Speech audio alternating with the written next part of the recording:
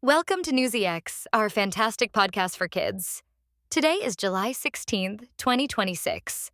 A surprising meteor shower made headlines when a meteorite crashed into a house in Hillsborough, New Jersey, back on July 16th, 2024.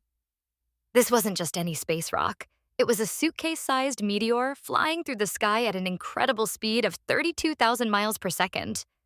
When it hit, it created a big hole, scattered black fragments everywhere, and even caused a shockwave felt by many in the nearby areas. Thanks to the homeowners' quick thinking, scientists were able to study these fragments, which turned out to be super rare meteorites. They contain clues about the building blocks of life, showing us that asteroids can hold organic materials essential for life on Earth. This unique meteorite gives us a glimpse into the ancient chemistry of space and what might have kick-started life on our planet. Ever heard of a pen saving the day? Well, one did during the Apollo 11 mission.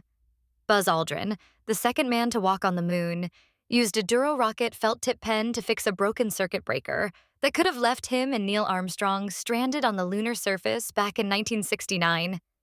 This wasn't just any ordinary pen. It just sold for a whopping $857,600 at a recent Sotheby's auction. Aldrin quickly realized they couldn't return to Earth without that circuit breaker working. So he grabbed his pen, carefully pressed it into the circuit, and it worked. Thanks to this clever fix, they made it back home safely. Can you imagine how many lives that pen has touched? Get ready for some excitement because SpaceX is launching the biggest and most powerful rocket ever, the Starship, on its 13th test flight. This event is taking place on Thursday at 6:45 p.m. ET from their base in Texas.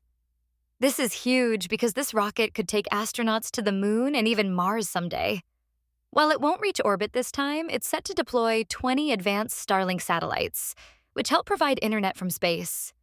The last flight had some bumps, but SpaceX has made crucial improvements. After the flight, both the rocket and the spacecraft will splash down in different oceans. Imagine, soon we might have the technology to travel between planets. This launch could be the start of something incredible for human exploration of space. Flash floods caused by heavy rains have struck the Gulf of Guinea coast, affecting countries like Ghana and Togo. In just 72 hours, some areas received over 140 millimeters of rain, turning ordinary weather into a climate crisis. Sadly, at least 34 people lost their lives in Ghana as a result of these floods. Scientists have discovered that climate breakdown has supercharged rainfall events like this, making them 5 times more likely today than in the past. With the climate heating up, we can expect similar disasters every few years. The message is clear. Cutting down greenhouse gas emissions is crucial. It's not just about stopping climate change. It's about ensuring that countries can adapt to this new reality of extreme weather. We can all help by learning about climate change and supporting green initiatives. Let's dive deep into the concerning rise of measles cases in the United States. Right now, we're on track to surpass last year's total of 2,289 seeing case with 2,231 reported already this year. So, what's going on? Experts say declining vaccination rates and a loss of trust in public health are major factors.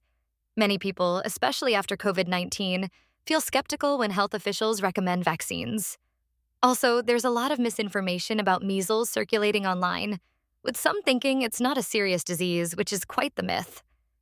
In reality, measles can lead to serious complications like pneumonia. It's crucial that everyone understands how effective the MMR vaccine is, up to 97%, with 2 doses. Staying informed and vaccinated is key to protecting our communities. In Colombia, one man's love for orchids is transforming the future of these unique plants. Daniel Piedrata, a passionate botanist, is dedicated to preserving some of the world's rarest orchids, like the extraordinary long-tail Masdevallia, which tricks pollinators with its bizarre flower shapes. Daniel owns around 25,000 orchids and is focused on pollinating them to produce seeds for research. He opened an educational center called Alma del Bosque to teach others about orchid care and conservation.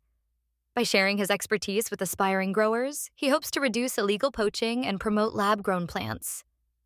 His dream is to ensure that these beautiful species thrive, not just in his greenhouse, but in the wild too.